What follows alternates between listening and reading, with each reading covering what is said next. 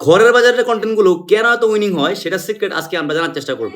এই যে কনটেন্টটা, এটা একটা হিট কনটেন্ট। এই কনটেন্টটা হিট হওয়ার পিছনে সাইকোলজি আসলে দুইটা। নাম্বার 1, এখানে হচ্ছে জামশেদ মজুমদার হুজুরের একটা পার্সোনাল ব্র্যান্ডিং ছিল। নাম্বার 2, এই কনটেন্টের এনভায়রনমেন্টাল এবং ভিজুয়াল কানেকশনটা।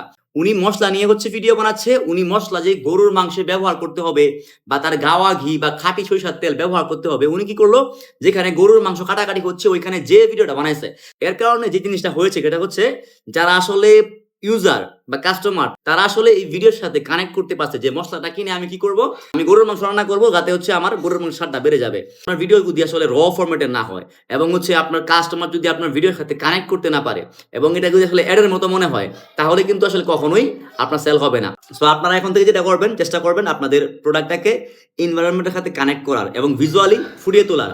আপনি যদি চান এই সিরিজটা আমি কন্টিনিউ করি, সেই ক্ষেত্রে হচ্ছে মোর লিখে কমেন্ট করতে পারেন। আর হ্যাঁ, আমরা কিন্তু এরকম মার্কেট রিসার্চ করে করে কন্টেন্ট বানাই।